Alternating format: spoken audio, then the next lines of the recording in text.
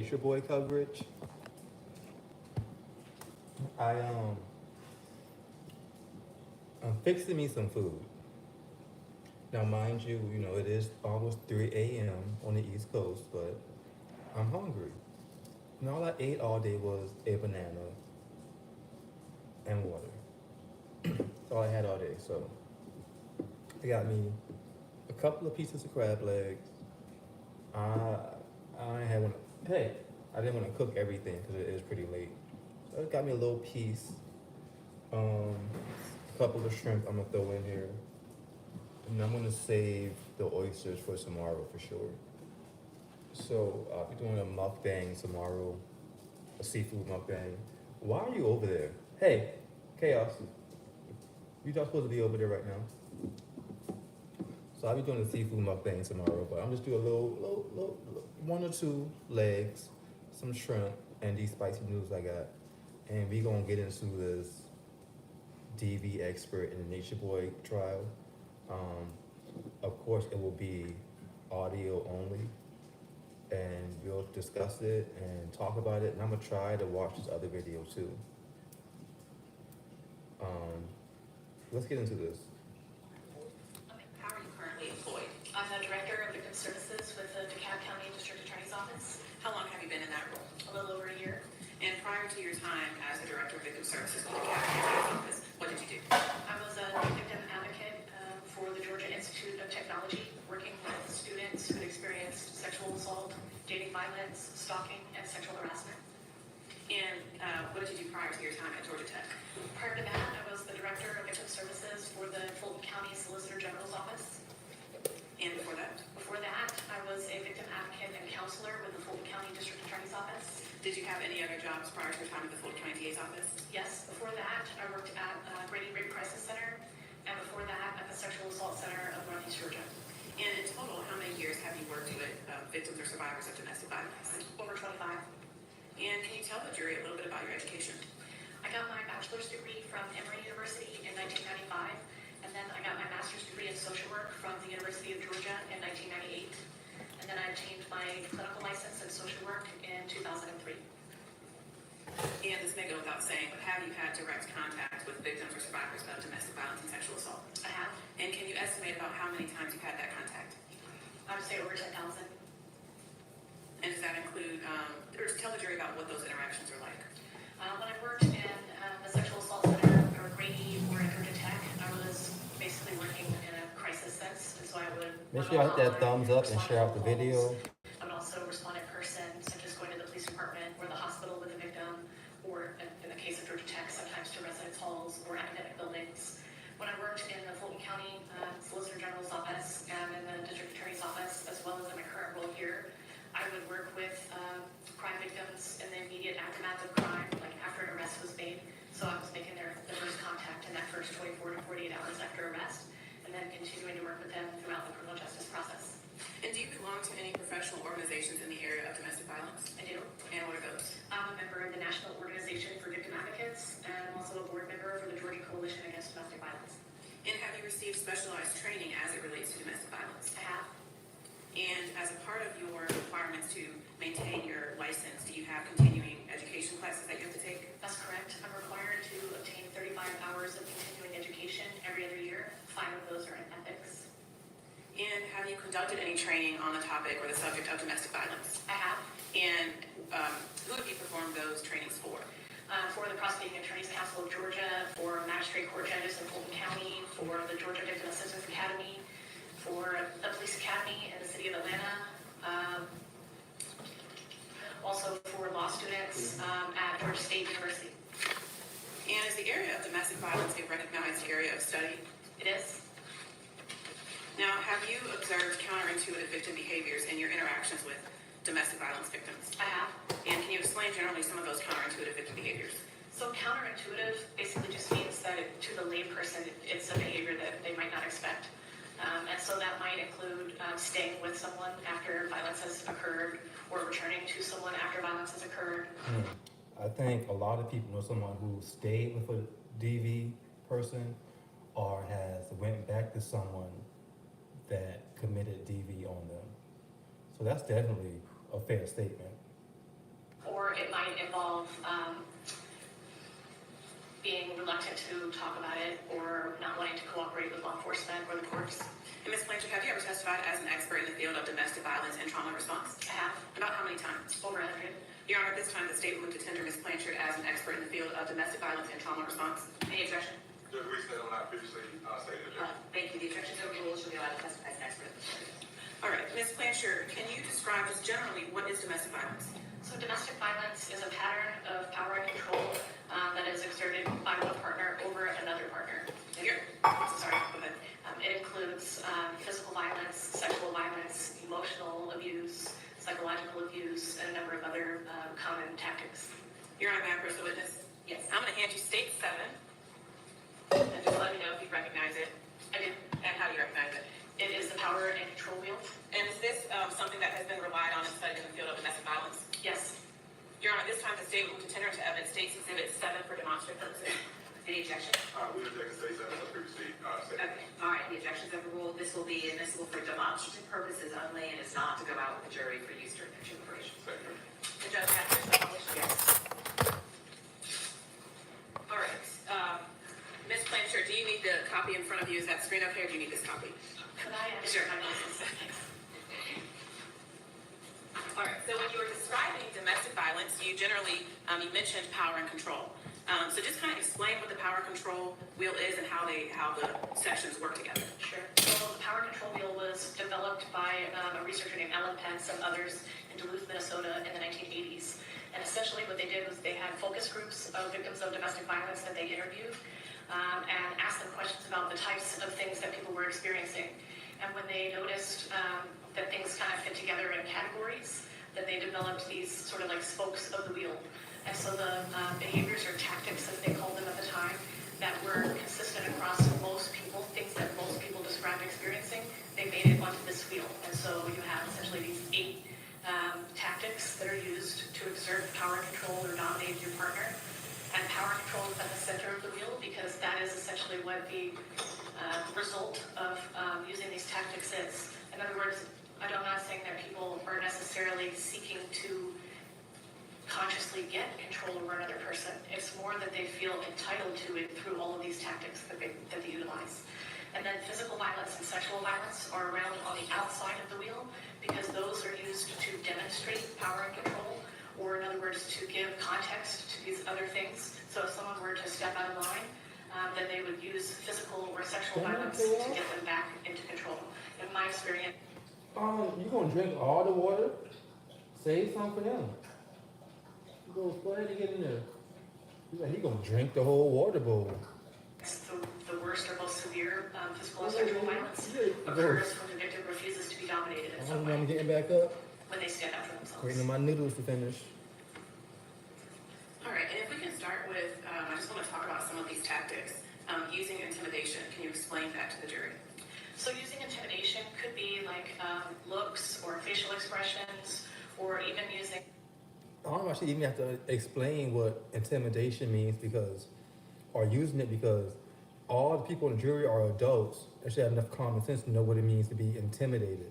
But girl, I guess. someone's body size or stature. It could also involve intimidating someone by destroying Get out. property or threatening Not supposed to be in the picture. to harm a pet or a child.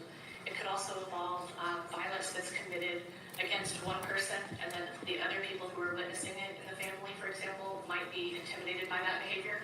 And so even if they're not the target of that specific incident, they have the impact is that they're intimidated by that behavior because they're essentially being taught what could happen to them if they were to do something similar, to not submit to whatever the person is requiring.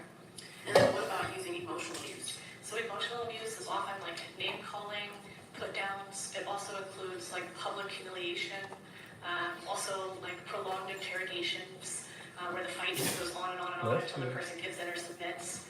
That's often tied to sleep deprivation, which is another tactic that's common in domestic violence.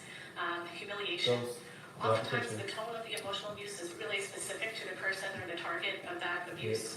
So because in domestic violence the parties know each other very well, that means that the abusive person knows what's going to hurt the most. And so if the victim has like a insecurity about something, or they've shared something really private with the abuser will then turn that around and use that against him. So for example, I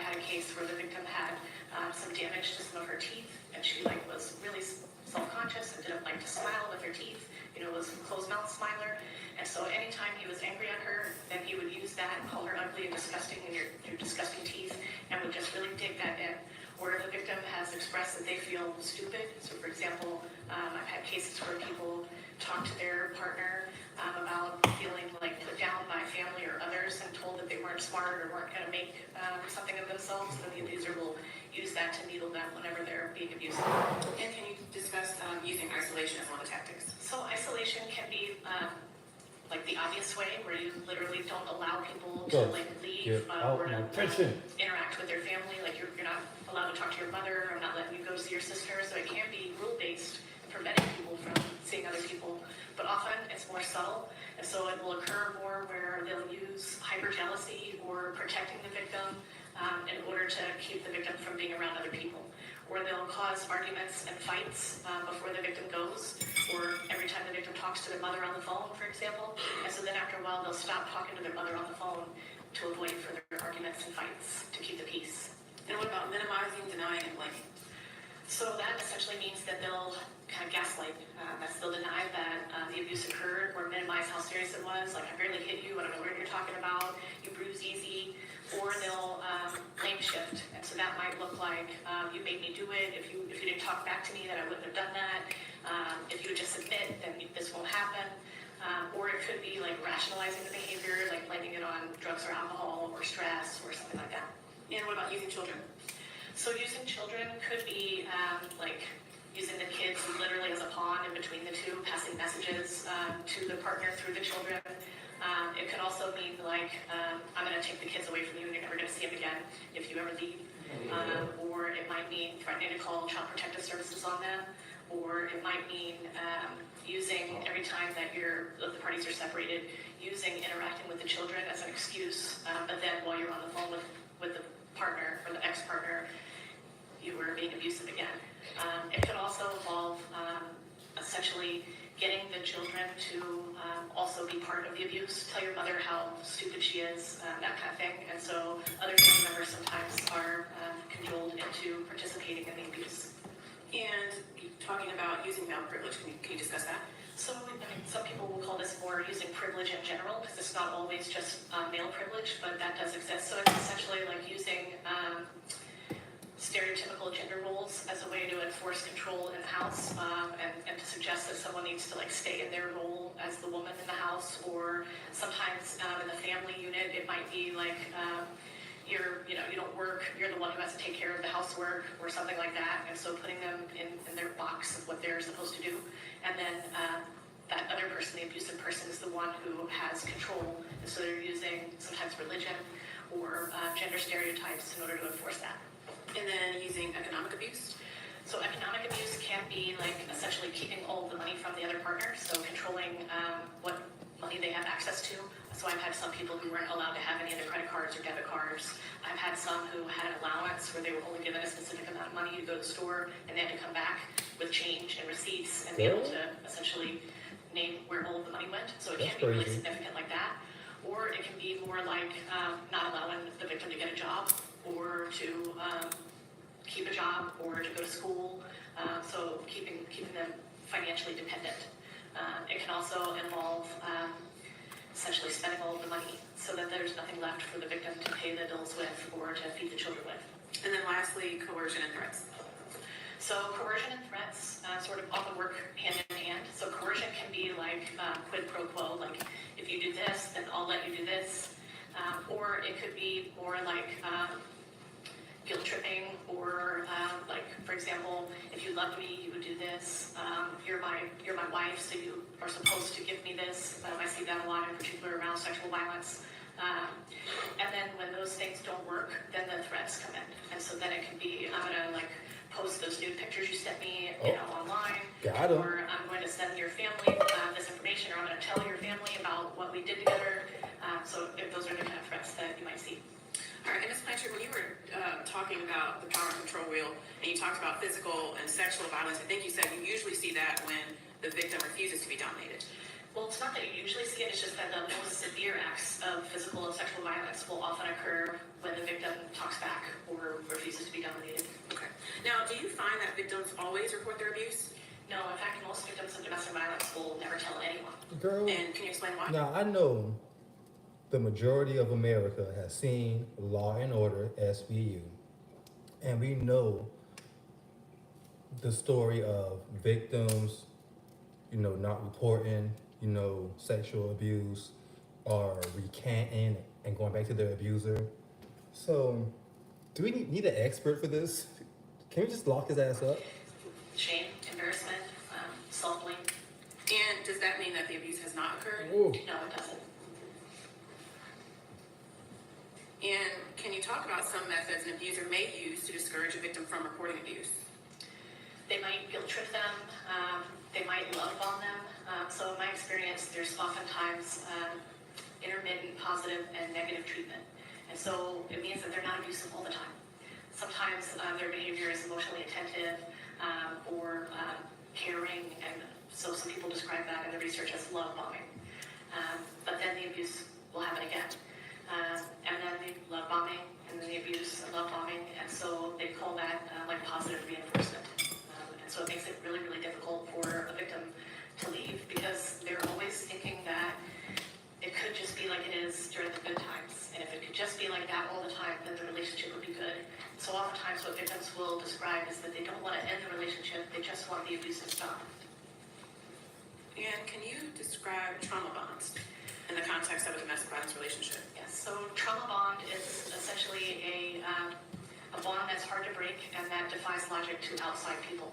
And it occurs when there's a power differential between the two parties and a cyclical pattern of positive and negative treatment. So it's very similar to that cycle that I just told you about that's common in domestic violence. Not all domestic violence relationships will involve trauma bonds, but some do. And when that trauma bond occurs, it means that there's kind of almost like an addictive quality to the relationship, and it makes it very, very difficult to break. Victims of trauma bonds oftentimes will feel very emotionally attached to the abusive party, and sometimes there's this complicated thing that will go on where the person who just abused you is now the one consoling you after. Girl, say what? And can you talk about Stockholm Syndrome in the context of domestic violence relationship? So some researchers believe that Stockholm Syndrome is a type of trauma bond. Other researchers disagree and think that there's slight differences. But in Stockholm Syndrome, it's a term that was developed from Stockholm, Sweden. It was an armed robbery case where a couple of people came in and held people in the bank for several days. And they I know everybody don't know everything. But you were able to be picked to be on this jury. Maybe I'm thinking too deep into it because I don't need someone to explain to me what Stockholm Syndrome is and where it came from, because I'm a grown-ass adult who's lived and learned and researched things. Maybe there should be a different setup for picking jurors, because girl, you don't gotta explain this shit to me. I know what it is. I know where it came from. I know how it applies to the situation. Like, do we really need these experts? Like tied bombs to them, and it was a significant event. After that event, some of the victims in that case didn't want to testify and were feeling like emotionally bonded to the perpetrators of the bank robbery. So it wasn't domestic violence per se, it was a hostage-taking situation. But people speculated that this bond had occurred because the people holding them hostage were also intermittently positive and would treat them kindly and give them food and water and talk about their own difficult times in childhood. And so they sort of bonded together. Most researchers believe that both Stockholm Syndrome and trauma bonds are essentially a survival tactic, that in order to survive in it, you have to bond with this other person to keep alive. And then it's really hard to break that bond and try to get out. And do victims always leave the relationship as soon as violence has been introduced? No, in fact, most people do not. And I know you talked about shame, guilt, maybe some embarrassment. Are there other reasons why a victim may not leave when there has been physical violence? Yes. And what are those reasons? So a lot of it is financial dependence, love. They often love that person and have these complex feelings. They can be both afraid of them and love them at the same time. Hope that's not going to happen again. Oftentimes the children will keep victims in a relationship, both because the victim may desire their child have a relationship with their father, especially if they grew up in a house where they didn't. And and so they like just really want for their child to have what they didn't have. But also sometimes victims will stay because they're afraid that the abusive party will hurt the children if they're not around, and so they will stay in order to protect the child. And can you say on average how many times it takes a victim to leave an abuser to ultimately break away from that relationship? Research shows that it takes a victim. Okay, my noodles are finished, and I got my crab legs added to my noodles. I got my shrimp added to my noodles. So I'm gonna see how. All I did was added a little bit of hot sauce and some pepper. So I'm gonna see how they taste. I may add some more hot sauce and some paprika. And I don't hear shit about paprika. Don't got no taste. Talk to your mom, but don't talk to me. Okay? But I will be eating while the rest of this is going on. And I'll show y'all what I have real quick. So you see I got my shrimp, got my crab meat in there. And I will be snacking on this while we watch the rest of this trial. Shout out to Neek at Night. You guys make sure y'all visit Neek at Night's page, subscribe to her as well. If you have not thumbs up the fucking video, you imbeciles. Yeah, I called y'all imbeciles. Thumbs up the fucking video. Because I'm gonna be eating, 7 times and y'all listen. of leaving and going back before they leave.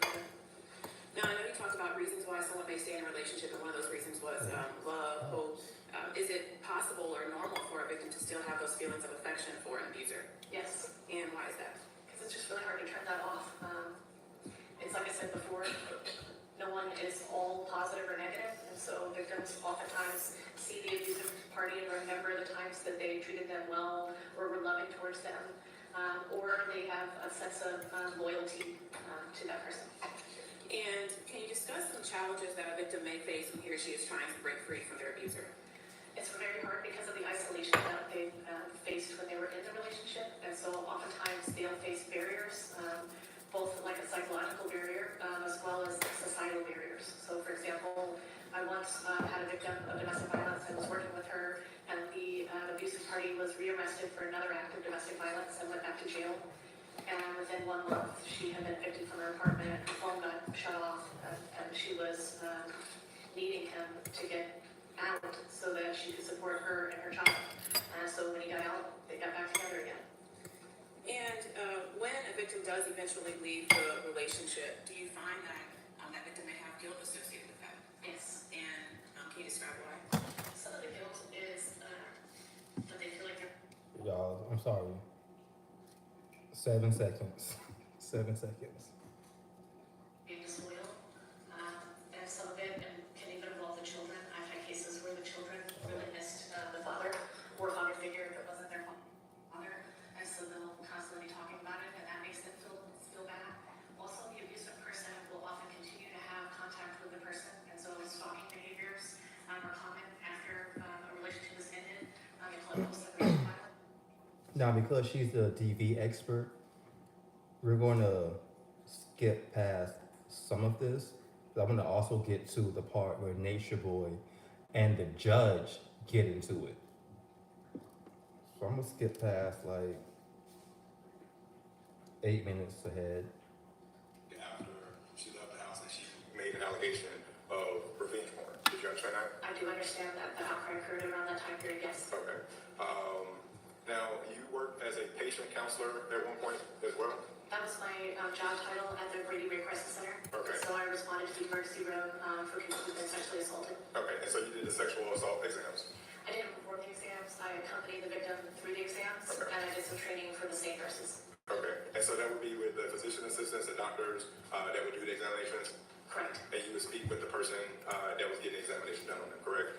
Correct. I would essentially be the one at their head talking to them. Yes. Okay, all right, and you said in this case, in your experience, that would be something that was done with people who are, who made an allegation of rape. There's the rape crisis line, you work with that as well, right? Yes. So in addition to responding to the emergency room, I also would answer the phone when people called, sometimes wanting to talk about what their options were and what they could do. sometimes wanting to like talk about an incident where they're not sure whether to identify it as a sexual assault or not. It's really common for victims to have a time period where they're not sure what to call it. Okay, all right. Now, there's a time frame when the person may not be sure what to call it. That would be something that would change over time, though, correct? Often it does, yes. Okay. It wouldn't be something that you would expect over a 2-year time frame that they would say the same thing over 2 years, right? It could. They could have the same idea of it over 2 years, but 10 years from now feel differently about it. Each person's different for how long it's going to take them to process something. Okay. All right. All right. You gave an example that would be a threat. So, for instance, I've been married to my wife for many years. I'm not going to do this, but we don't have to do this anyway. But let's say John and Jane, I'm in on it, that John calls her and says, "Hey, man, you leave me, Jane. I'm going to post new pictures of you online." That would be a threat to keep Jane from leaving, right?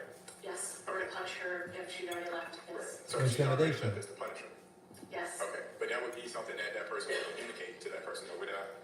It depends. I had a case one time where after she left, he created a flyer with new pictures of her and put, for a good time, put her phone number and posted it all over her job. Okay. Oh. I've actually seen that happen in real life. Local, where I live at. This girl's with this guy, they broke up or whatever. He made flyers and business cards saying, call me for a good time. I do this, I'm in the BDSM or whatever it's called, all the bondage stuff. So the first time, it happened more than once. The first time it happened, she was able, I guess, either he just got bored and stopped. Is there a ghost in here? Not you, ghost, but there's literally like a Casper. But the second time, first time he got bored, he stopped. But he started up again 2 months ago with the posters, the business cards, passing them out all around downtown. So she got a lawyer, and she's been asking businesses for their camera footage to see for proof, so that she can be okay, this is my ex. He's crazy. He's harassing me, and he's putting my life in danger. So shit like that really does happen. It is so freaking crazy. That was him still reaching out to her, though. Is that right? Well, I mean, she saw the flyers, but she had no warning of it in advance. Okay. So again, for a threat to happen, the person would have to be aware of the threat, right? I mean, if I'm going to Threat is when you say you're going to do something. If you actually do it, I would kind of put that more under either coercion or emotional abuse. Okay.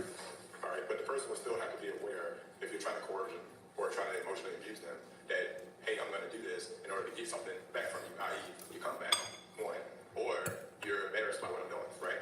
There would be some communication between people. So in other words, if my victim had never seen the flyers, would that have not been coercion? It would at least be attempted coercion, I guess. Okay. All right. You mentioned, let's see here. Were you aware that Ms. and Mr. Bishop were not in a romantic relationship? That it was essentially just a sexual relationship? Were you aware of that? I would think that romantic that's a loaded term, and I guess it would depend on how you define those things. But I would say having a sexual relationship would make them intimate partners. Okay. All right. What if testimony was that she wanted to be with another guy and she quickly became pregnant by that other guy? Would that be indicative of the fact of her having some attachment, in your opinion, to her purported abuser? I would say that you could have sexual relationships with multiple people at the same time. Okay, but what if your testimony was that you didn't want to be with that person, you wanted to be with Courtney Townsend, Solar, and you quickly had a baby by him? And so I don't understand what your question is. Okay, I'll go on. You also indicated that sexual assault disclosure is a process, right? Yes, Okay, so that it happens over time. correct. Okay. And so, again, going back to my original question a few minutes ago, using words that don't describe sexual assault, you expect that that's going to change over time? I mean, it could. It depends on the person. I'm certain that there are some victims of sexual assault out there who never want to define it as a sexual assault. Okay. When I worked at Georgia Tech, it was super popular for people to use the term, they would say consent violation, because they didn't want to define it as a sexual assault. Well, those What? violations. Consent violation. Those are those super smart Georgia Tech students, so you can say stuff like that, I guess. Well, that's not what we have in this case.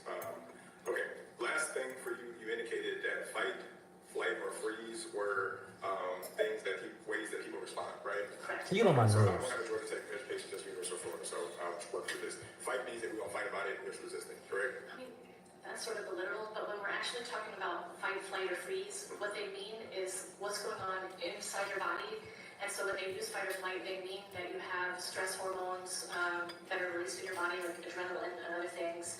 You also can get like tunnel vision because all the blood is getting focused to particular places to allow you to be able to fight off of a threat. It doesn't actually mean that you're fighting. It just means that you have these things going on physiologically that would allow you to fight or flee. Okay, but these are things, stress hormones are things that they're internal resistances, is that right? I don't think I would quite define it that way, but they are occurring internally. Okay, so if you're fighting something internally, are you saying that I'm fighting a response to it? No, so what I'm saying is that we have evolved as a human species to survive. And so our bodies will release like adrenaline and catecholamines and other stress hormones in our body that allow us to then have the energy to like fight off an attack or like run from a bear or whatever. And so over time, these things happen without us thinking about it or not specifically choosing them. It's literally like a response that kind of happens. So we had a study years ago where they Ready to go to put bed? like a snowman type thing out front of a store, Hey. except there was a human being inside of it. And so people would walk by the snowman, Come this way. and the snowman would then like kind of like or kind of lunge toward them and make a noise. So some of the people literally like ran down the street. Some of the people like literally like punched the snowman. But most of the people like fell or froze. So that's fight, flight, or freeze. Okay. Did any of them go to sleep right there for 9 hours? I mean, there is actually some evidence out there that some of the stress hormones that are involved are like natural morphines in your body. So it's not I told y'all, he gets on my nerves. uncommon for people to get But- sleepy or But to be fair, he's doing his job. He is doing his job, but he gets on my nerves because he's on the wrong side of the law. beyond or to even sleep after a traumatic Chaos. incident because they have Go. too much of that particular stress Get out. hormone in their body. Okay, which one of those three categories does that fall under? That's the natural morphines.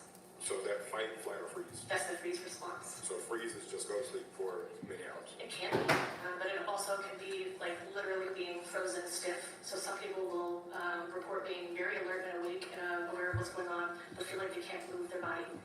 Okay. Okay, thank you, ma'am. Out. Are you right? No, Your Honor. All right. Is she excused? Yes. All right, thank you so much.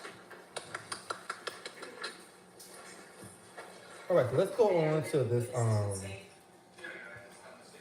to where Natureboy and the judge get into it because he tries to fire his attorney in the middle of court. What's up? It's your girl Nick, and you're tuned in to Nick at Night for more Natureboy coverage. Now, as we approach into day 4 of his coverage, where his defense is supposed to put on his case, his counsel decided to come forward and give a motion before the court to dismiss the case because he feels as though they have not met their burden of proof.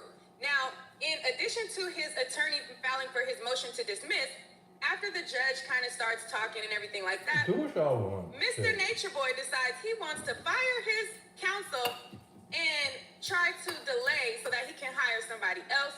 The judge tells him basically either you go along with him, which I suggest, or you're going to be representing yourself.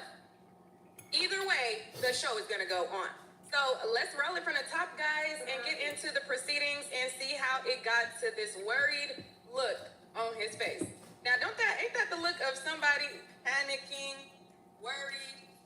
You know, kind of like how when the women were trying to leave and they're panicking, trying to figure out how they're going to get to where they're going to go. All right, Judge, I just wanted to say that listed in the case, and so the possession may be motion for the I'll just take a screenshot of my community wall.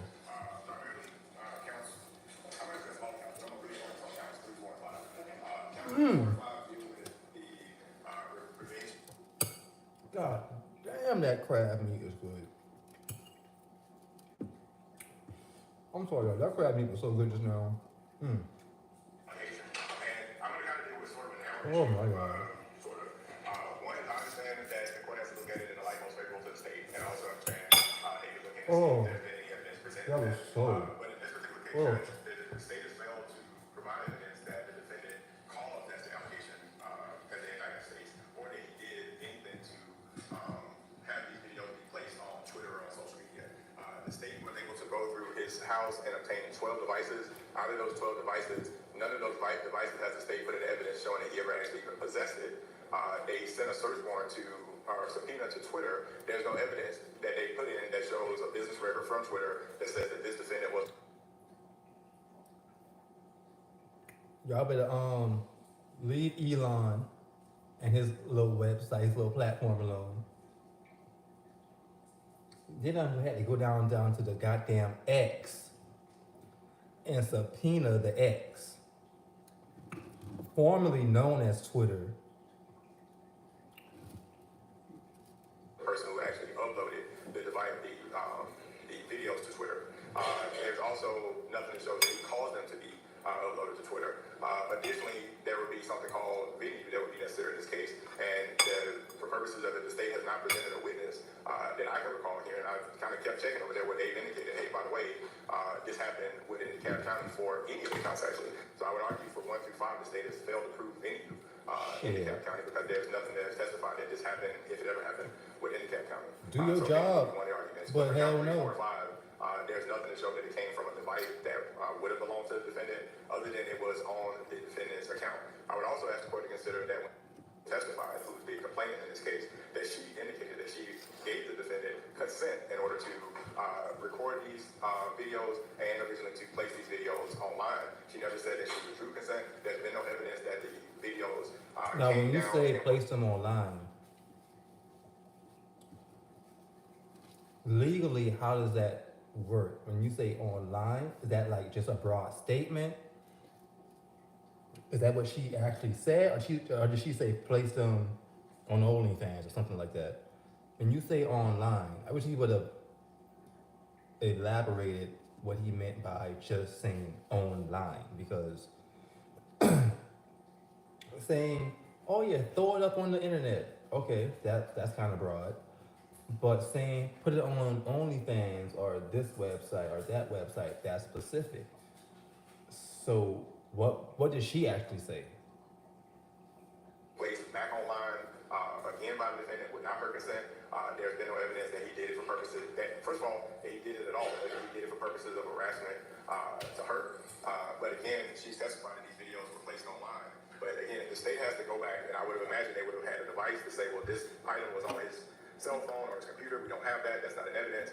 And that it went to his Twitter account from a device that he possessed within DeKalb County. And they don't have it. They don't have an IP address. They don't have a MAC address. They don't have anything that's supported other than, let's believe that he posted it to his social media because somebody said, well, he always posts things to his social media.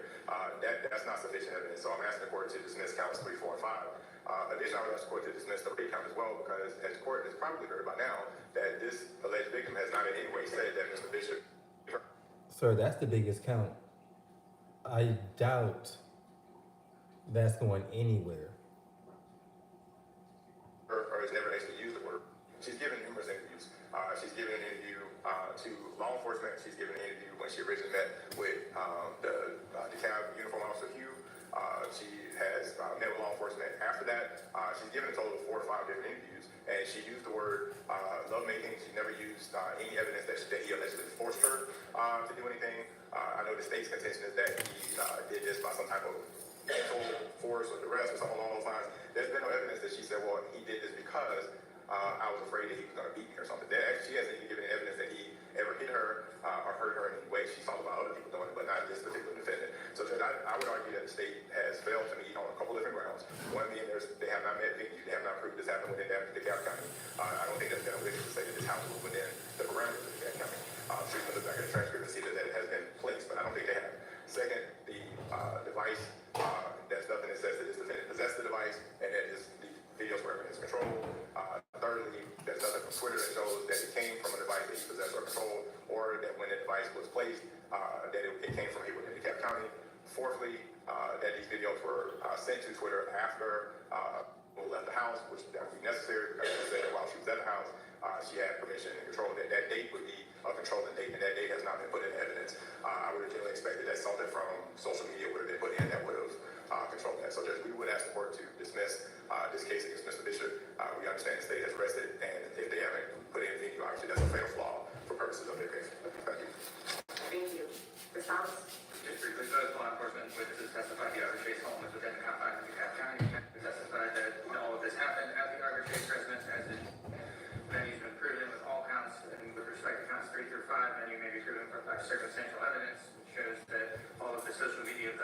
activity took place in Mr. Bishop's residence, which was at the Arbor Chase House, which was in DeKalb County. So venue's been established, everything else is issues for the jury, and unless the court has other specific questions, ask the court to not.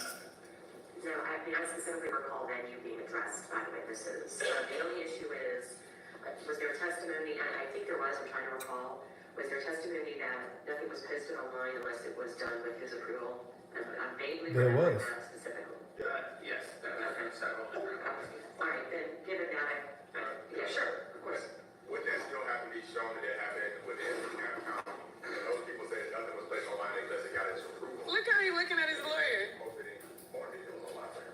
They didn't say that he posted any more videos. We're not saying Oh, his name, shit. just like I. Chaos. I am about to fuck you up.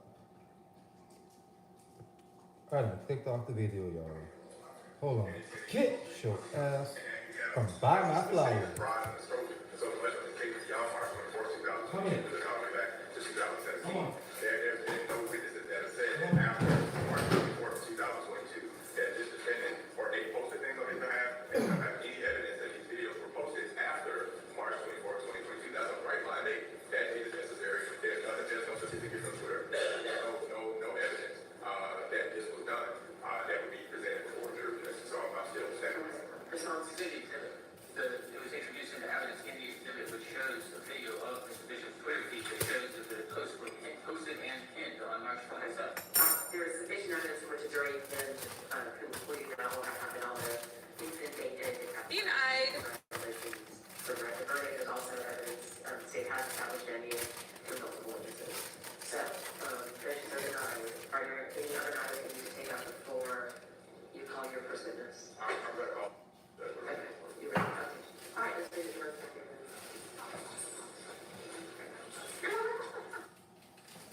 All right, so as they bring in the jurors, the first person that they're going to call for their case is the victim. So the victim of the case is going to be recalled back so that they can confront her with their case, and then they're going to go with the other proceeding members after that. Yes. I think the state's suggestion is that the court make clear that Mr. Bishop has two options under the Sixth Amendment, and he needs to select from one of those two options. Yes, all right, Mr. Bishop, the options are. All right, so what just happened? When they briefly paused the feed to kind of bring in the jurors, he tried to fire his attorney, and now they're going to go from there because he just said that he wants to fire his attorney, and now let's see what happens between him and the judge. One, you can proceed with Mr. Booker. Two, you can fire Mr. Booker and you can proceed pro se. If you want to do that, we have to have a referendum hearing and to advise you on the record of all of the dangers in doing so. The COVID issue has been resolved. The attorneys are fine going forward. The jurors are fine going forward. Not wearing a mask. It's not an issue. Look at that. CDC guidelines are changing. Anyway, so that ship has sailed. We are going forward with this trial. We're in the middle of it. If you want to have a different attorney, you don't get to choose a different attorney in the middle of the trial. We don't stop for you to get a new lawyer. You either proceed with Mr. Booker or you proceed by yourself. Period. Two choices. Those are the only ones you have. Is that on record? Yes, everything is on the record. Okay, I would like to fire my attorney if I can find new Okay, that is not an option. Okay, sorry, you're not listening to me, Mr. Bishop. The options are proceed with Mr. Booker or proceed without an attorney.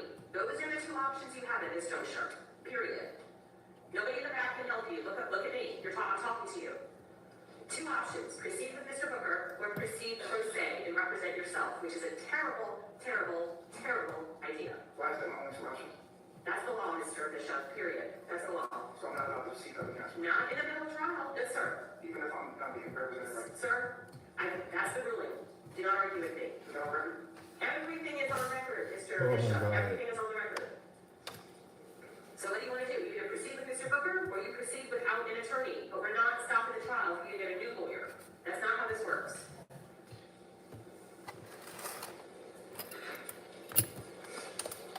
You don't know what to do. What about the COVID? We've already What about discussed that, COVID? sir.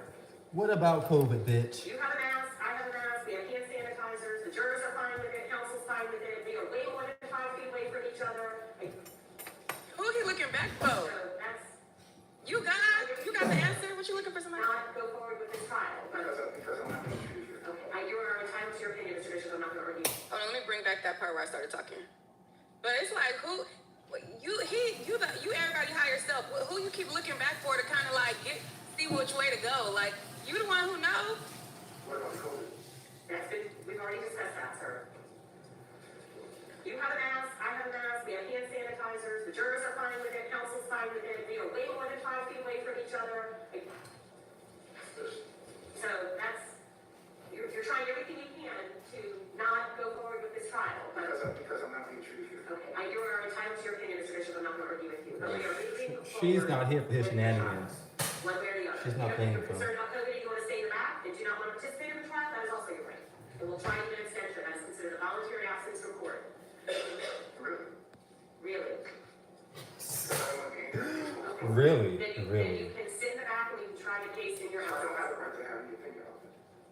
I don't even understand that question. Those are your choices. Think about making a decision on my behalf. Okay. Mr. Bishop, this is the last time I'm gonna tell you your options, okay?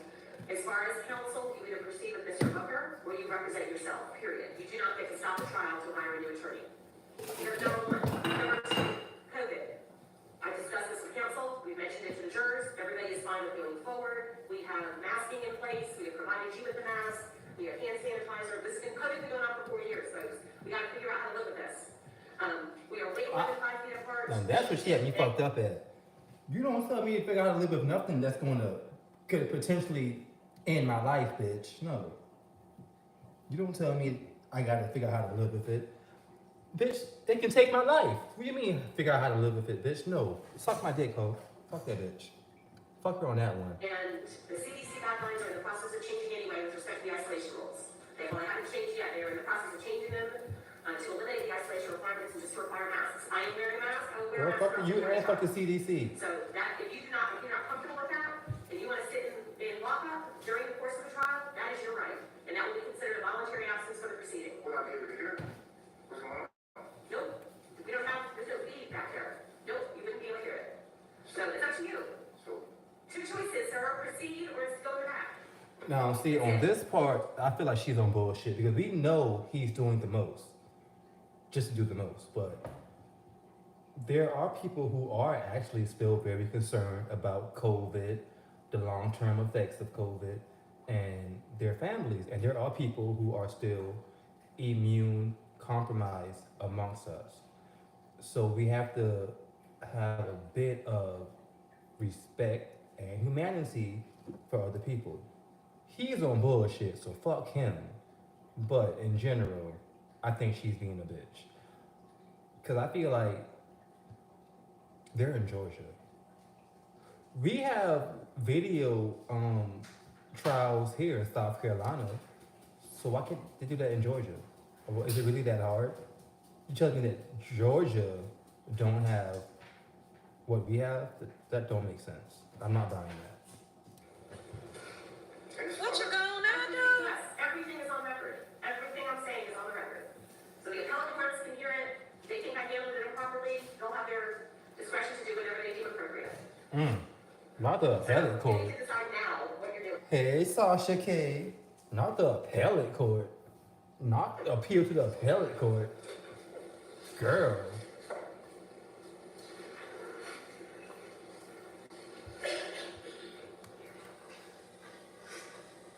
Do you want to stay in the courtroom for the remainder of the proceeding? I think I'm gonna do, I'm sorry I keep interrupting y'all, but shit, this is what I do, shit. Chaos. If you go in the house, you're gonna stay in your house. You're not coming back out until I get done with this live. Then stop. You going in your house? You're not coming back out.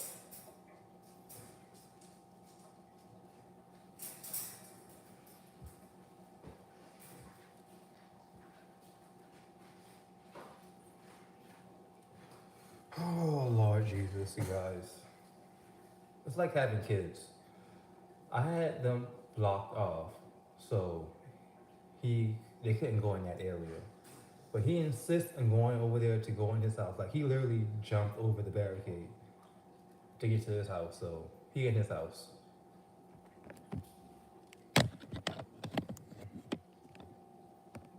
Where is that thing at? All right. Participate in this trial.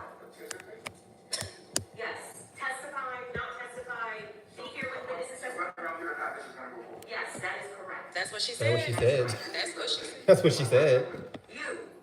You will represent yourself. That's what she said. That is correct. You will represent yourself.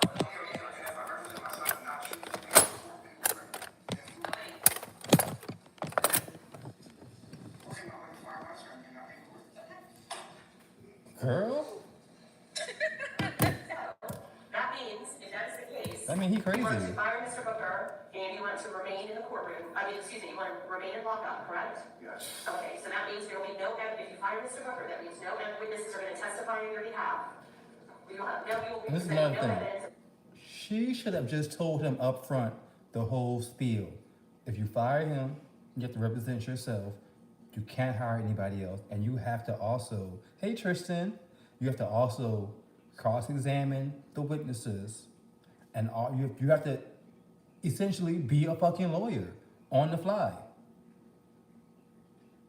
Why didn't she just explain this to him all up front? Like, come on, lady. She's been very no nonsense. But some of the little situations, like little minute things, I'm like, girl, let's get past this. Let's get into it. We will move right into the closing arguments. So are you saying that I'm not allowed to defend myself? Girl. She told you. She's gonna wear me You have out. to defend yourself. You have Mr. Booker here, who again is doing an outstanding job on your behalf.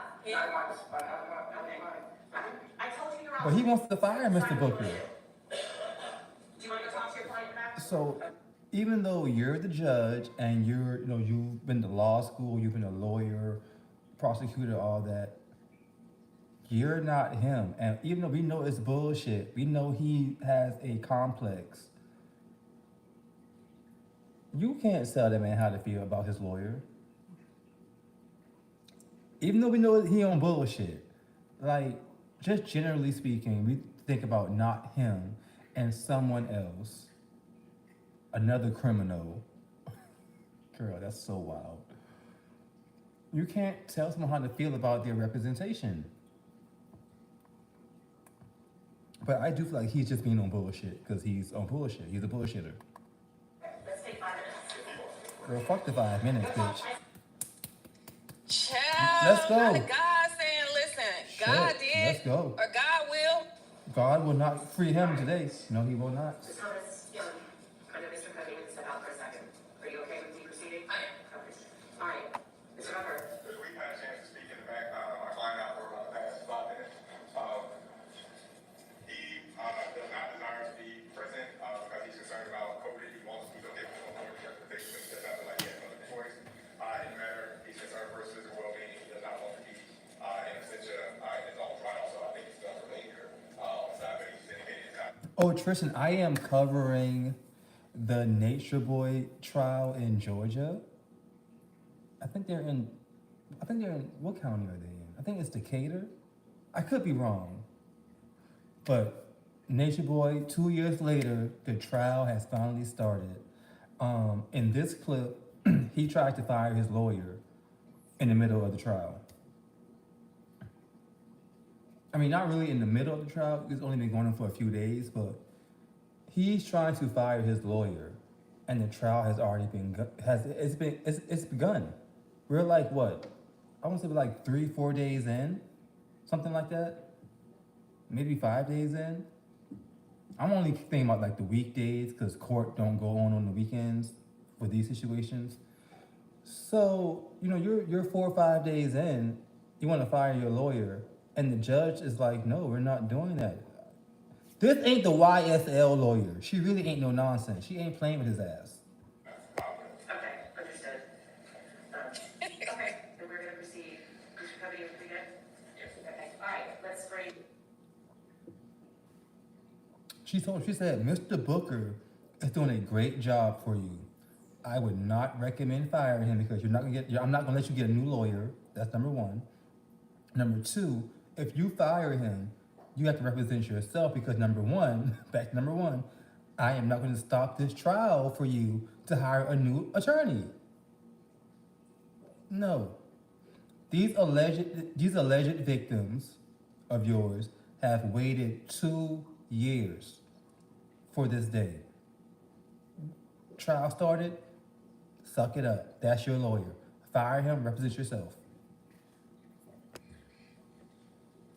So they're going to proceed with the victim of the case as the first witness. Yes, so there was thank you, there was an issue, somebody emailed, some YouTube footage of someone walking around outside, I believe during lunch yesterday, and apparently was discussing the case in the presence of other folks. I don't know if it was, any jurors or witnesses. Someone indicated to this individual that was doing reporting, please don't talk about the case in front of me or around me. I don't know who it was, I haven't gotten any reports from the jurors. I'll remind the jurors if anybody's talking about the case in their presence to let me know. No one has reported anything. So I'm just going to instruct those of you who are here observing, if you want to continue to observe, I suggest you not be discussing and posting stuff about Let me the tell case y'all something online. right now. Y'all pussy assholes, but not fuck it up for the rest of us. Don't be out there outside that courthouse discussing this case. Don't be filming and harassing the jurors. Don't be filming the attorneys and the judge, which probably in her chambers, with a little foot spa set up in between, situations. Don't be out there fucking shit up for the rest of us. There's journalists, news folks, public media that want to take part in this situation, good or bad. So don't fuck it up for all of us, goddammit, bitches. Sure, during the breaks outside, your folks can overhear you. I believe the sheriff's department has already located that individual and has removed him from the remaining of the proceedings. So that's what will happen. And so I would add that person, they also attacked two of my witnesses outside as well. Is it the same person? So, I don't know where that person was trying to intimidate my witnesses. My witnesses are here, and I know who are. But I just want to make sure that was on record. Okay. Well, folks aren't going to be able to come in court if they're going to behave like that. Okay, anything else we need to take off? All right, bring the jurors And in. we are almost done. Get started with your first witness. Child, and so who they talking about is the Nature Nut flunkies that got mad at me because I went through the proper channels to get the footage. Now, those flunkies went up to the courthouse trying to cause all kind of mayhem, calling themselves getting to the bottom of things. And now, as you heard the judge say, they have been removed from the court for the rest and the remainder of the proceedings. What's that? That's on karma. Good for them. Anyways, moving on. So today was Thank you. Do not fuck it up for us. Child, we're trying to do coverage. Some people, not us, because I don't need no closure. Some people have been following Natureboy and his alleged cult for so long that they are actually emotionally invested in this situation. So they need closure as well as the victims. And that sounds crazy, but it's the truth. court day, they started out with the argument to dismiss the case because they feel like the prosecution did not meet their burden of venue. They did not, according to the defense, show proof that this actually happened where they said it happened in DeKalb County, and they did not show that it was an Not Decatur, DeKalb County. DeKalb County, you guys, my mistake. actual R-word situation because the defense feels as though the prior statements that the victim made, she stated that they were making love, and he later then brung out other prior inconsistent statements that he wanted to approach her with. So as I said in the beginning, when the defense puts on their case in chief, because as you see, Natureboy decided to keep his attorney because obviously it's keep your attorney or else we just gonna go straight into deliberation from here. That means straight to jail. Which one you wanna do? Either that or you wanna bring your butt to court and you cross-examine the witnesses. You don't wanna do that? Okay, so Mr. Booker will proceed and we're gonna move on. So the first witness for their case in chief is the victim of the case and the woman who basically brought forth this case. And in her testimony, because they're going to recall her, this is going to be in my part 2 of today's coverage post. They are going to call her and basically confront her about an interview that she did with a blogger called The T. In that interview, the defense wants to go ahead and point out her verbatim verbiage in the interview to confront her prior inconsistent statements according to them. Now, they're going to do like a little bit of her testimony. In the middle of them doing her testimony and getting down to the bottom of her inconsistent statements, somebody gets results from COVID. I'm not going to say who, but whatever you can infer or, somebody ended up getting COVID and got the results. and they had to basically delay the proceedings until Thursday. So there's not going to be any more testimony after what I post after this of the witness getting back on the stand until Thursday. So we'll see her resume back on the stand Thursday, and then the rest of the other defendants' witnesses, unless they're... So that's only because yesterday was Tuesday, right? Taco Tuesday, Wednesday, Thursday. So not even a full 24-hour. What's going on? Someone got COVID, and they're not even going to wait a full 24 hours to bring them back in. Because that's what it sounds like Nick is saying, and that sounds absurd. But I've heard crazier shit in my lifetime. There's another delay because of the COVID. So we'll see about that. Y'all tell me what y'all think so far. Yes, is this on the record? Tacky. Yes, everything is on the record. So y'all put everything the next video, we're gonna start off with the Natureboy's ex-wife testimony, but not the whole thing. It's almost 2 hours. I'm already an hour in. I'm tired. I'm ready to go to bed. I got a long day ahead of me. So we'll probably do like a quick 10, 15, maybe 20 minutes, see what it's given. All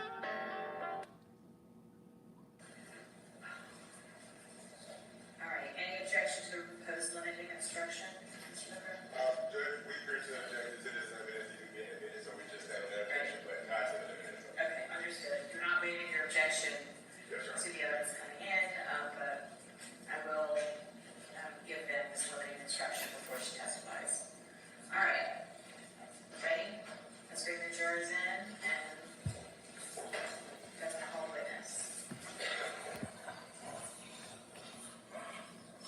But they're offering these additional witnesses to basically show character. Like one of the witnesses that I showed outside of this one, she was Make sure you guys go and support Neek at Night for uploading this footage, doing the hard work and making things easier for some of us who don't have the time to, fully invest into the situation.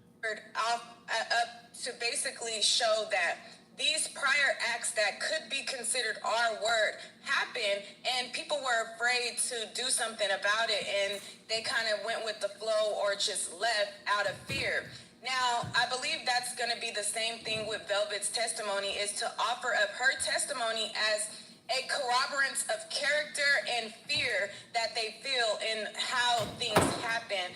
So it's going to be interesting to see how this plays out. I really don't know how the defense will swing it. They did a really good job with the detective. That was the first time where I was like, okay, Booker is really doing his thing. Like he was really trying to poke holes in the investigation part of it. But I think that the actual member's testimony holds way more weight than what holes he poked and everything like that. So Another limiting instruction. Again, sometimes evidence is submitted for a limited purpose or for some counts and not others. Such evidence may be considered by the jury for the sole issue or purpose, or only for the counts for which the evidence is limited and not for any other purpose. In order to prove its case in counts 3 through 5, the state must show intent and may show motive. To do so, the state has offered evidence of other acts allegedly committed by the accused. You are permitted to consider that evidence only insofar as it may relate to those issues and not for any other purpose. You may not infer from such evidence that the defendant is of a character that would commit such crimes. The evidence may be considered only to the extent that it may show the elements or issues that the state is required or authorized to prove in the crimes charged in the case now on trial. Such evidence, if any, may not be considered by you for any other purpose. The defendant is on trial for the offense is charged in this bill of indictment only and not for any other acts, even though such acts may incidentally be criminal. Before you may consider any other alleged acts for purposes stated, you must first determine whether it is more likely than not that the accused committed the other alleged acts. If so, you must then determine whether the acts shed any light on the elements of the offenses or issues for which the act was admitted in the crimes charged in the indictment in this trial. Remember, keep in mind the limited use of and the prohibited use of this evidence about other acts of the defendant. By giving this instruction, the court in no way suggests to you that the defendant has or has not committed any other acts, nor whether such acts, if committed, prove anything. This is solely a matter for your determination.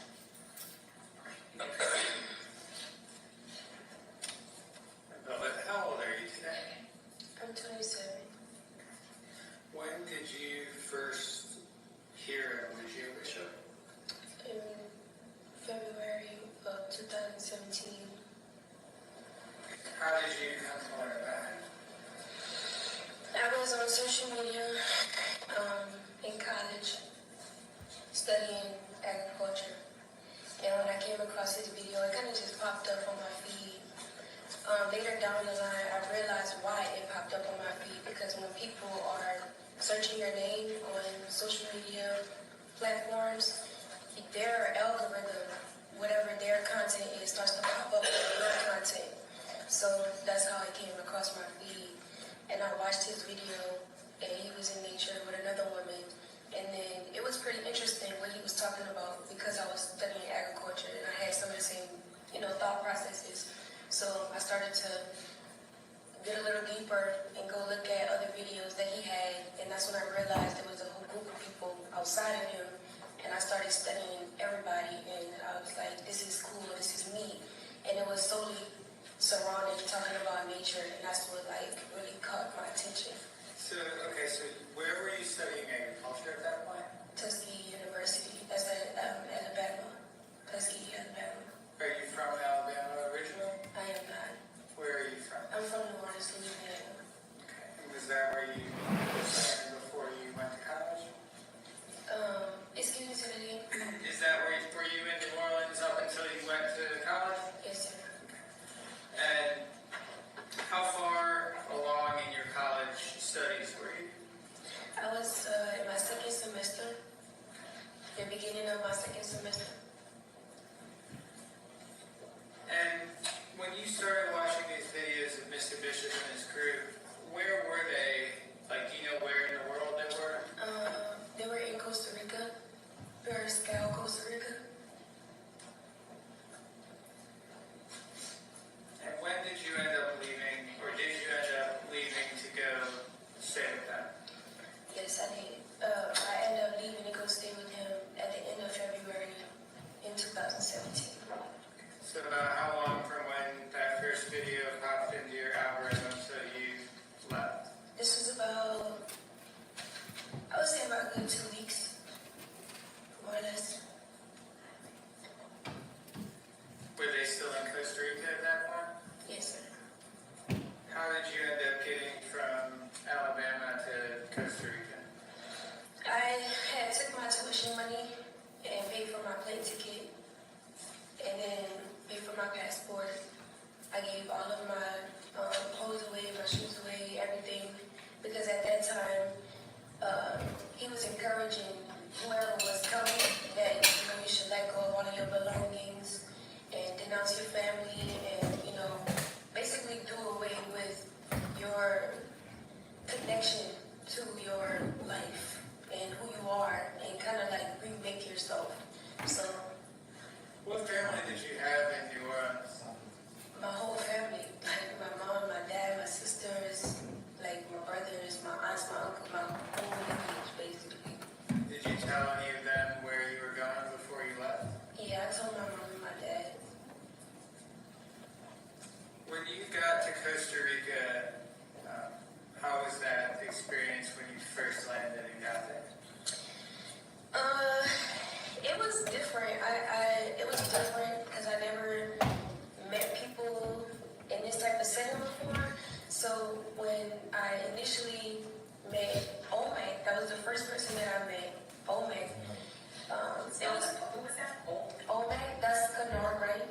Another ex-member that was there back then. Is that OMEC? I think he spells it OLMEK. Okay. Yeah, preferably.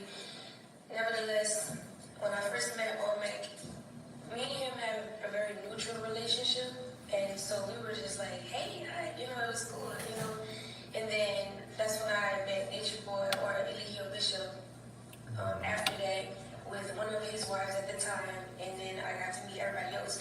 But when I initially met Natureboy, he was real like reserved. He didn't really say much. He was on live doing a video, so he was talking, but it wasn't directly to me. He gave me a side hug, and it didn't seem like he had any bad intentions or anything. So, you know, it was just regular. It was just like regular meeting him. How many folks were in the group at that point? Maybe like, probably between maybe like 14, maybe like 12 to 20. 12 to 20 people, because so many people had come in and out and was leaving in and out that the numbers always fluctuated. Okay. And this was around February 2017? Yeah.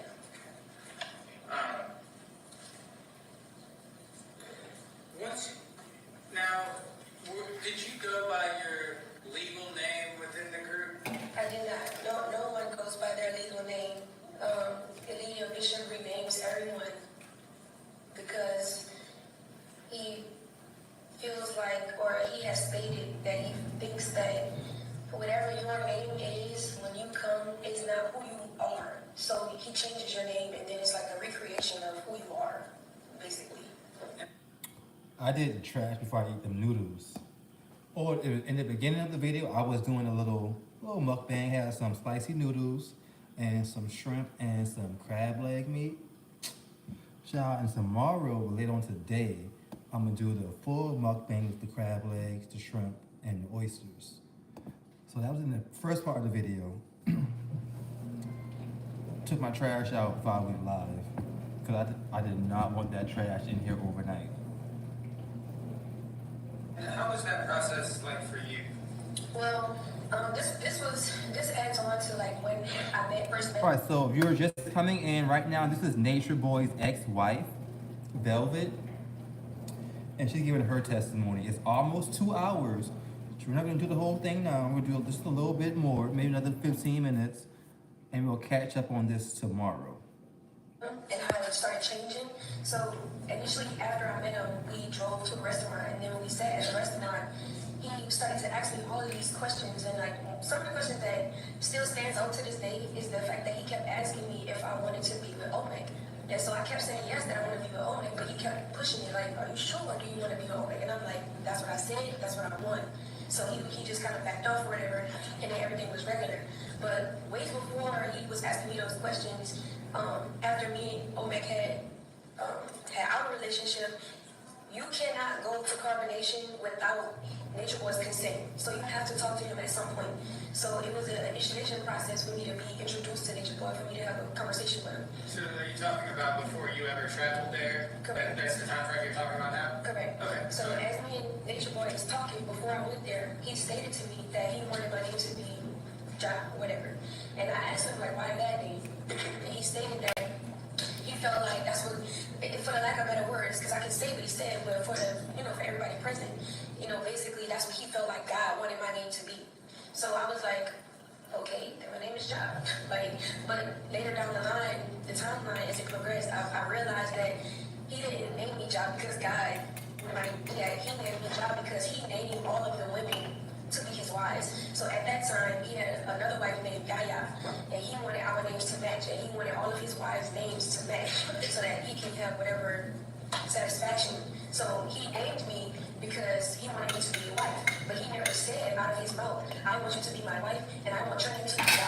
Except instead of doing that, he went around and it was like, okay, well, since you're not my wife, your name can't be Ja because you're not my wife, because I wanted to be with Oleg. So then he settled to name me EJ, which is his son's name. You got a little emphasis on that. What was the name that you used most of the time that you were in the group? It really just depends because Christian, it is a hot mess. I didn't think it would ever come to this until it came to this. When they got their house raided in Georgia 2 years ago, I thought, okay, so maybe someone caught the cops because they were on live cutting up, and he'll be out in a couple of days or whatever. Child, bitch ain't been out of jail since then. I was Mess. called EJ for a Hot. long time. I was Hot called, ass my name mess. turned from EJ Damn. to Eliana. And my name was Eliana for a long time. And then that's when I had my daughter, and we named her Eliana, which was weird. I digress. But then after Eliana, my name turned into... She about to be on fire, baby. And he started changing his name. And then my name changed from Nana to Nana G. And so, like, between Eliana and Nana was, like, the most, you know, what my name was for her duration of these 87 years.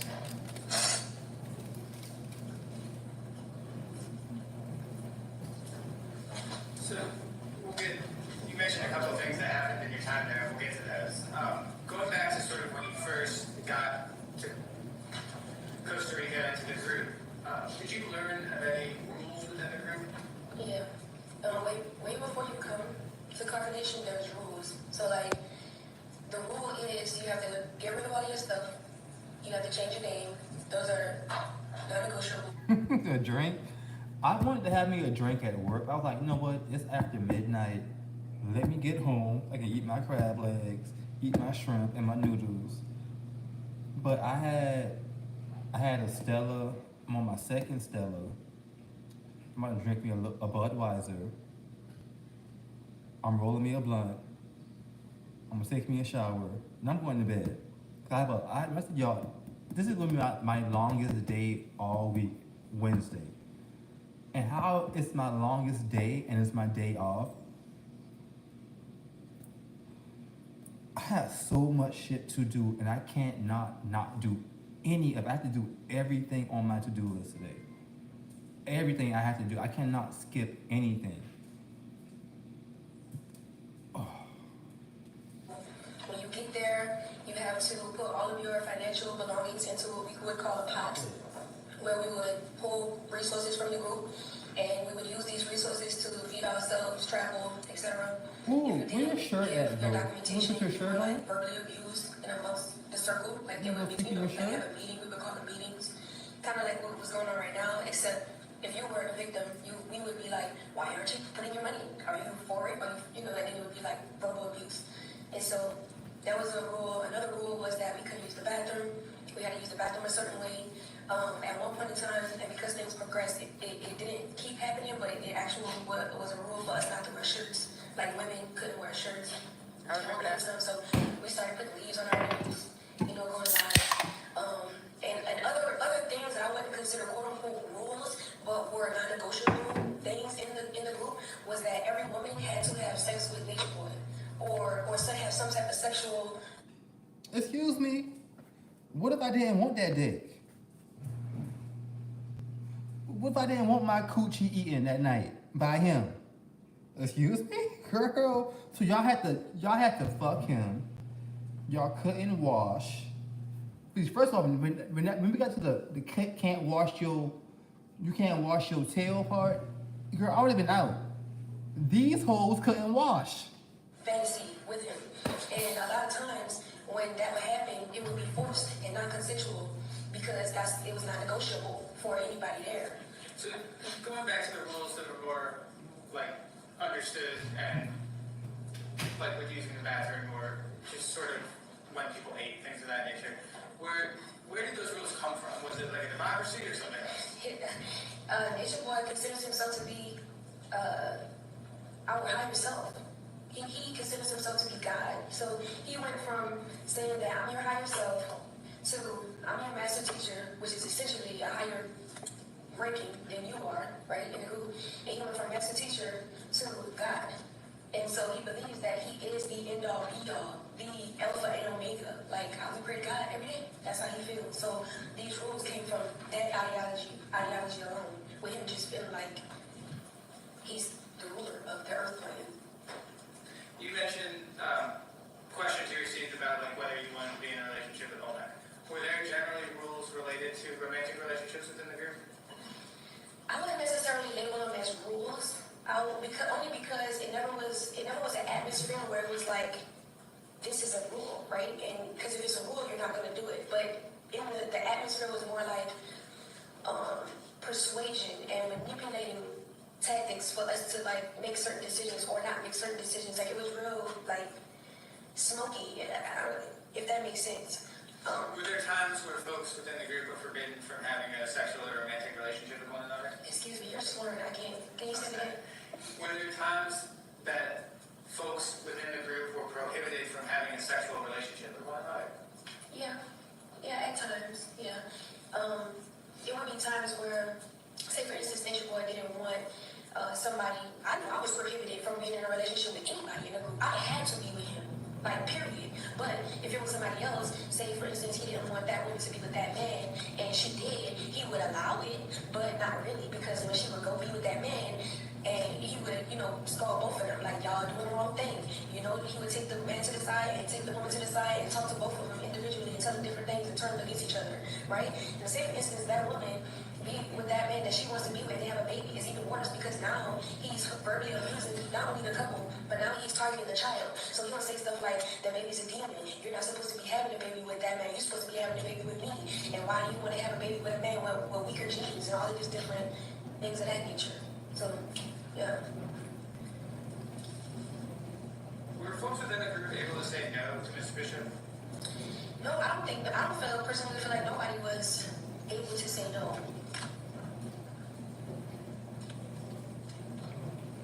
You kind of talked about it a little bit. You were there near the beginning in February 2017.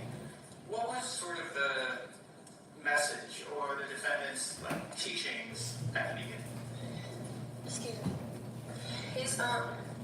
His teachings were to live in nature, to study what we would call the 5 sciences, which was study medicine. A narcissist is an understatement. He went, what was his first name? Okay, he was Natureboy. He went from Natureboy to call himself the 3 God. He said he was God. He said he was God. If you were God, why couldn't you stop the cops in Georgia from raiding that house y'all was in? If you're God, why couldn't you make the judge let you switch lawyers in the middle of the trial? Bitch, you're a black man that's going to fucking prison.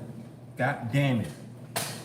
Biology, grounding, metaphysics, and one other one, agriculture, right? And that was his ideologies. And then other teachings that weren't really broadcasted that big, like the 5 sciences was this is what the world knew. But other things that he taught was in the very beginning, because it started to morph over time. So in the beginning, it was the women. You couldn't have children as a woman. If you had a child, it was a curse from God. It was your karma. What? And you couldn't have sex, and if you had sex, then What? First of all, how did any of you raggedy, simple ass bitches get here? By your parents having sex. How did he get here? By his parents having sex. Why would you let a grown ass man tell you you can't have sex, you can't have babies? What the fuck? Bitch? it was just weird, or it was just kind of frowned upon. And then over time it started turning into him wanting to have sex with everybody. And then when he did that, one of the women got pregnant at the time, and when she got pregnant, he was all magically oh, we need to have kids, and then he started pushing that. So certain things just started changing over time, obviously. And did what Mr. Bishop referred to himself as, did his name change over time as well? Yeah, for sure. How did he refer to the outside world or folks outside of the group? First, it started with our families, right?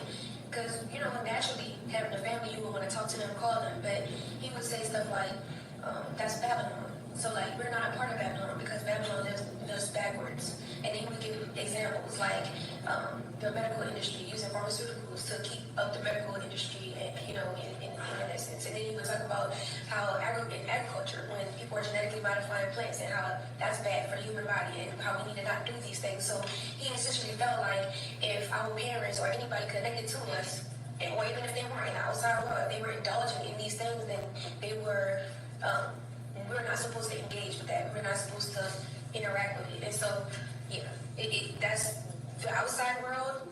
The real world, reality, is bad. It's not something that you should participate in. It's not something that you should even give a second thought about, because that's not real. That's not reality. At some point while you're in the group, did you and the defendant develop a romantic and sexual relationship? Who? And how did that? Not was, because she's still alive. She is his ex-wife. You don't think if he was fucking all these bitches, why wouldn't he be fucking his wife? If he's fucking every bitch in the house, why wouldn't he be fucking his wife? Probably fucking her extra hard. Y'all heard, y'all, maybe y'all didn't hear the shit from the other day when the girl said he hit her from the back and ripped her open. Huh? When I say from the back, I don't mean from the back in the coochie, I mean from the back in the booty. And he ripped her open like she was giving childbirth.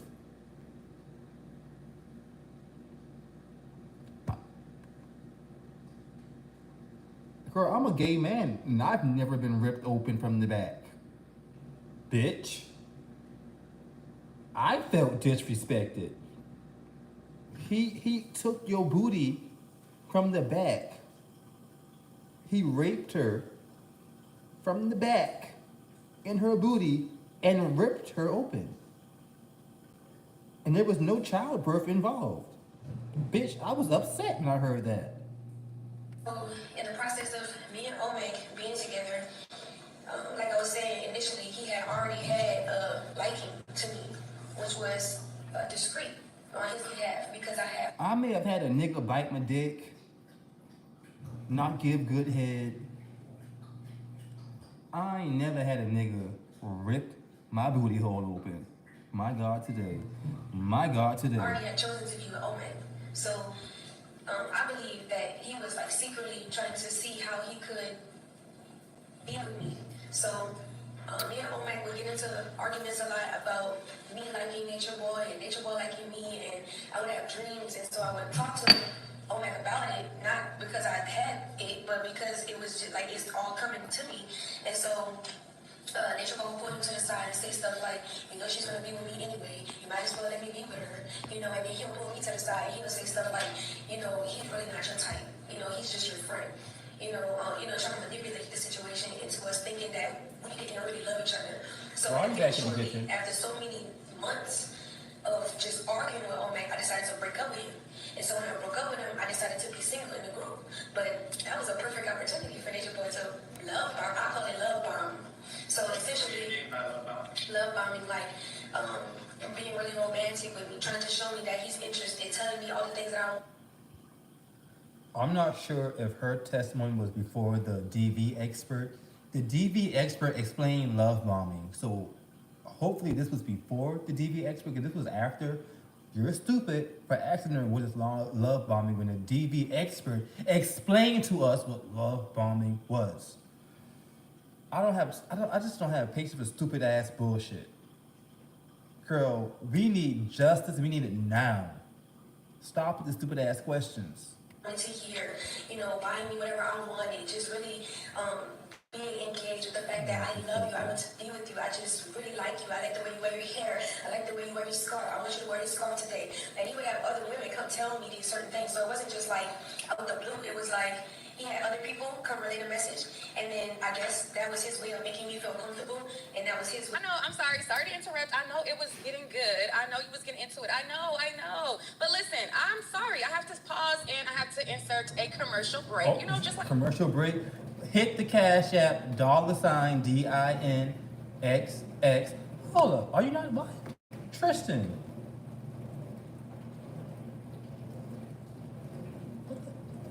Is this a new page? I thought you were the moderator over here. I'm confused. That just dawned on me. You're not in blue. What's going on? I'm confused. Okay, anyway. Thumbs up, share the video. If you catch the replay, leave a comment down below with your thoughts. Thumbs up. If you have not subscribed, subscribe to this page. Thank you. Okay, come on out. If you're new here, don't be a stranger. Weren't you? Am I tripping? I thought you were a moderator over here, Tristan. Am I tripping?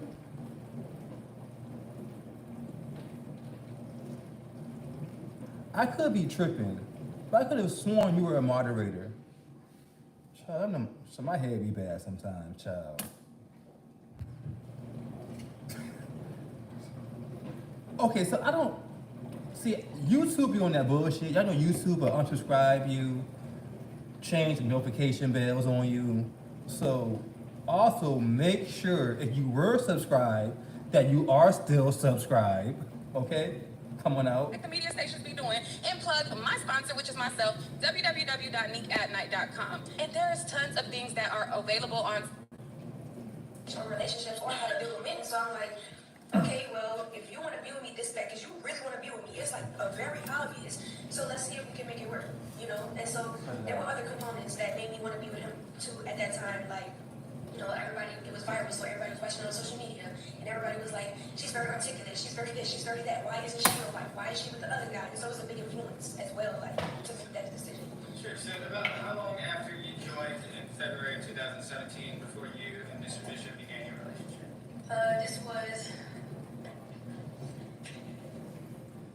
It was in 2018, and I have to jog my memory because so much has happened in the last, from 2017 up to 2020, so much has happened that I literally have to slow down to remember it all, but I do definitely remember us getting together in 2017 because my daughter was born January 2019. So at some point in 2018, we got together. Okay, so sometime in 2018 is when you all got together. And how was it at first being in a relationship? It was the love bombing. So he was considerably polygamous the whole time that I was there, which I had agreed to because to be with him you have to agree to be polygamous. So and that was surrounding the fact or his ideology of his reasoning behind being polygamous, which was to essentially like build a home business, a family business. So like you have employees and you have them work, but not necessarily like that not like a. When it comes to his looks, not that it matters. He's an asshole. He's a piece of shit. He's trash. Natureboy, 4 or 5 years ago, beautiful, gorgeous black man. Nice fit body. Now, he looks just, oh, why are you over there? These damn dogs just do what they want. He now looks old, tired, ran through, like his soul is crying. He does not look, he don't look happy. He don't look beautiful no more. That skin look ashy and depressing. But 4 or 5 years ago, that was a beautiful black man. Nice body, everything. He ain't shit now. You know how you go to a job and you got Go. You wanna go in the room? It's not that intense. Hey, you're getting on my but nerves. really in a home setting. So like the women Okay, were off supposed to the come sleeping. together to create, you know, It's like time make, to draw, wind down. dance, you know, be fruitful with our skills and our Keep gifts and still. our talents. Find and you use some that as business. an Find somewhere to avenue take a nap. for income, which is very much well possible. So I thought in my mind like this could be lucrative, you know, especially if all of us are on one accord. But when I chose to be polygamous, we instantly was like monogamous. So when we were monogamous, he was doing the whole love bombing thing. Like, I really love you. I really want to be with you. You make me so happy. I really see you as the only woman in my life. I want you to have my children. You know, everything a woman want to hear. So eventually, I got pregnant. I don't like that statement. That's not everything a woman wants to do. Because every woman doesn't want kids, doesn't want marriage, don't want a man. So I don't like that statement. And I would have said, if I was Booker, objection. She can't speak for every woman, victim or not. When I got pregnant, that's when the abuse started, and he really started getting abusive with me. And then later down the line, he had admitted to me that he couldn't wait to get me pregnant, and his goal was to get me pregnant so that he can do whatever he wants, so that I wouldn't leave him. So me getting pregnant was his way of trapping me. I believe that because a lot of men do that. But here's the double side. Go see, Kelsey, come here. Men do it and females do it. Men will put holes in condoms, so will females. Females will start taking their birth control. Men will hide females' birth control. The shit's crazy. So both parties do it.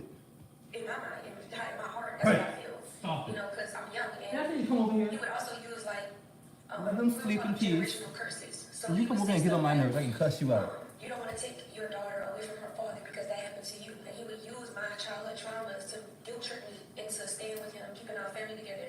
And that aside from that is essentially why I kept going back, because I wanted to keep my family together. And he used monogamy to manipulate it or manipulate the situation. And Go to bed. Let's Go to bed. back to, you said January 2000. You're getting on my nerves. When your daughter was born? correct. Bald head And ass. so when did you learn you were pregnant with your daughter? This was in 2018 in Belize. The timeline, like I said, the timelines run together so much because where we were, the weather was the same all the time. So it wasn't like I could tell if it was like spring, winter, fall, summer, right? Then on top of that, he would encourage us not to really keep up with the days, the times, and stuff like that. So we just naturally grew accustomed to. What about your birthday? What about your birthday? Your mama's birthday? Daddy's birthday? Really?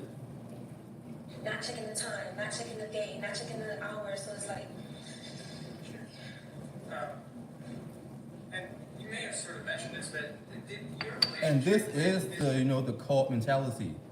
They take over your whole life and they separate you from your family and your friends and the outside world, as they call it. Or he called it Babylon. The outside world for him was Babylon. This is what they do. They not ostracize you, but they make you feel like you're alone and all you have is them, the leader of the group, and the other members of the group. And it's so mind-boggling because as an adult, you think, how do you let another adult run your life? Not just run it, but ruin it and control it and sexually assault you multiple times and make you his wife and tell you he meant to get you pregnant so he can control you.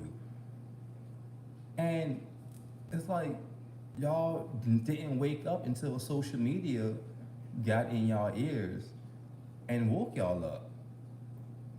If it wasn't for social media, these females would still be in this cult with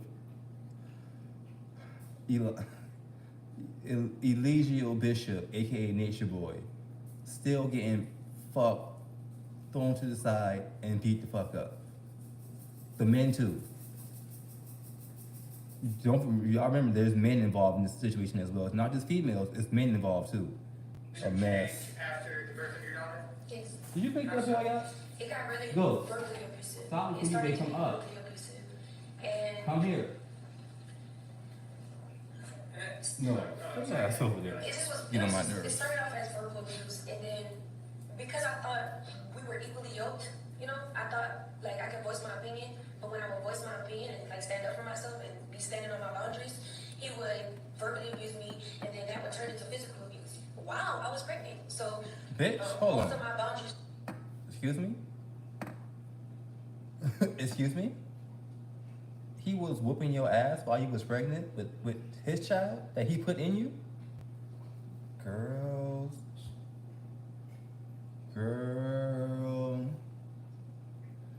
Do you know how many black women, how many black females would be underneath the jail if a man put their hands on them while they were carrying the baby he put in them?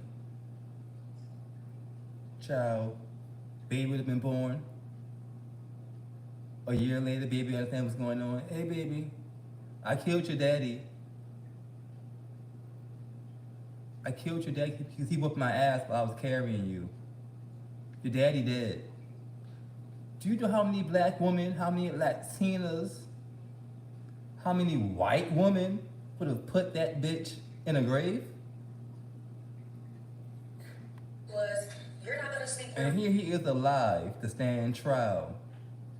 after putting y'all through hell and high water for 7+ years. Okay. Woman, if I don't choose her, or if we don't choose her, you're He not would have been gonna be dead. sleeping with anyone if we're not getting tested, or there's not proper precaution. Like those were some of my main boundaries that I can remember, like just to jog my memory. But he wanted to do what he wanted to do. He wanted to sleep with who he wanted to sleep with, so it was never a choice. Is it safe to say that most of the turmoil in your relationship was around the issue of polygamy? Absolutely. And then he even tried to use that against me to say like, oh, you're jealous, you're this, you're that. So a lot of my relationship was trying to prove to him in a way that I'm not jealous. Like, what do I gotta be jealous for? For some of them, they came in on the later part, so it's been less than 7 years. But for some of them, they've been there the whole time, and it's been, at least minimum 7 years that this shit has been going on with this cult. So I actually started making relationships with the women, but I couldn't handle it because of the fact that it was just so chaotic to the point where this is not healthy for me, this is not healthy for my child, this is not healthy for none of us involved. So I would want to leave, but when I would want to leave, he would help my documentation. He would. All right, we'll get to. Let's take it one step at a time. Ain't that called kidnapping? If you want to leave, but he has your passports and your ID, so you can leave the country or wherever y'all were at the time. Y'all have been to Mexico and all around the world, and yeah. Wouldn't that? Why is he not? Is there not a kidnapping charge? What's going on? Cause I didn't hear nothing about the kidnapping charge. What's T? So, after your daughter was born, how old is she now? She's 5. After she was Ooh, born, the daughter 5. did you consider leaving? Yes. What led you to consider leaving? He was really wanting to have sex with women that just. I don't think they would be able to get the sex trafficking because he wasn't pimping them out. He wasn't offering them up to other guys. He was just fucking all of the bitches. And it sounds so bad saying that like that, but he wasn't making them fuck other men. He was just fucking all of the bitches. And allegedly some of the men's. Just really wanted to have sex with me and everybody. And I But was it's like, definitely giving yeah, sex a is- kidnapping. It's giving kidnapping for sure. So I'm not sure if it's because, I don't know why it's not because, I just know that from what she said, that sounds like kidnapping. Sorry. So, Um, you're just gonna wake up everybody, huh? What ended up stopping you? Chaos sleeping. That Coco specific probably time, sleeping. I didn't have my Why are you over daughter's there messing with her? citizenship, U.S. citizenship. She was born in Mexico.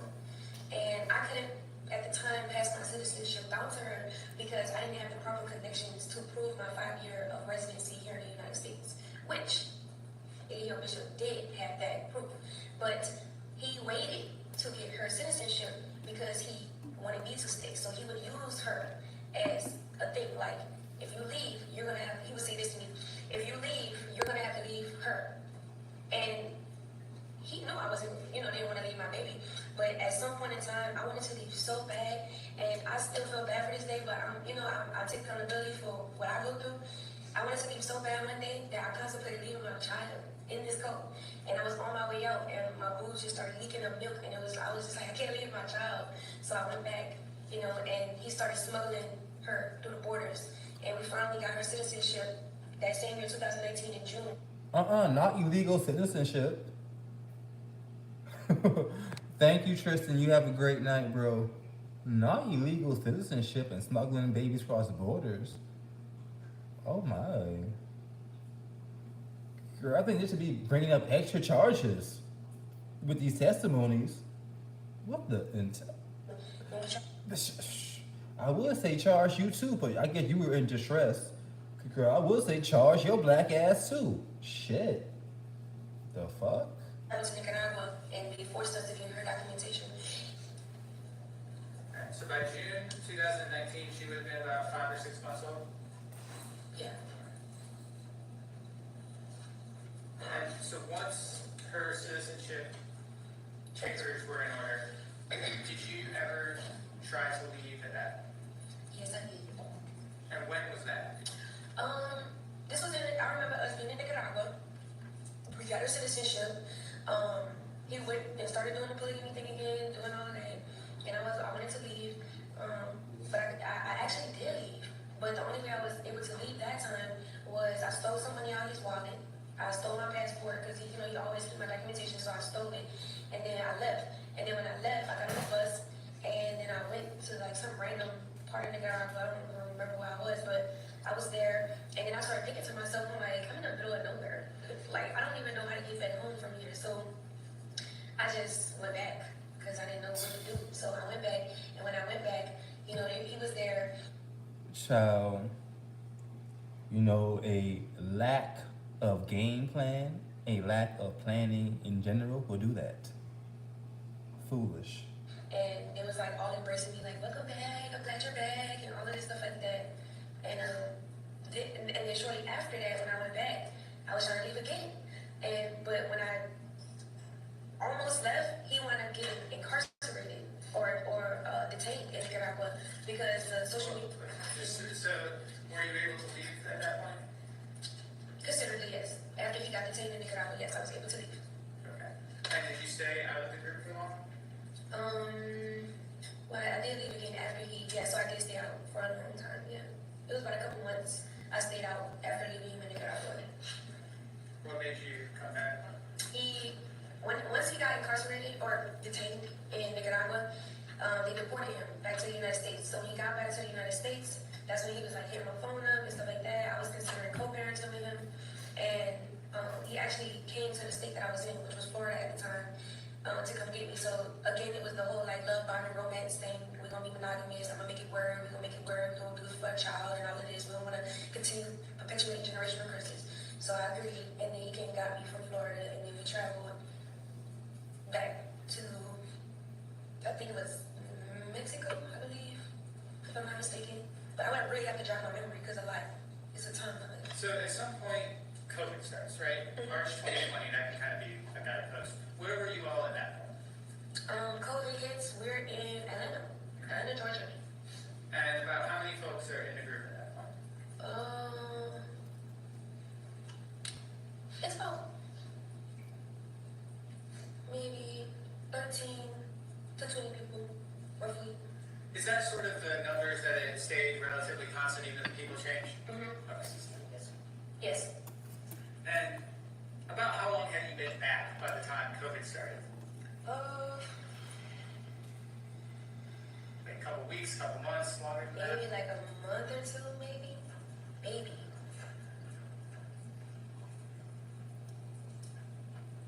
Was it any different, any better, any worse that time?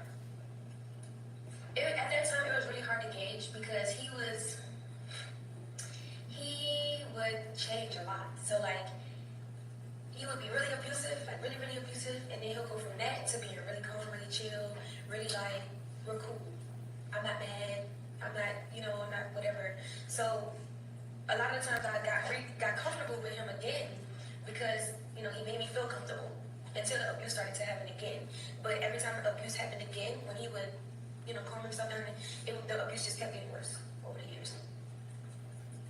At some point, did you and Mr. Bishop get married? We did. Tell us about that.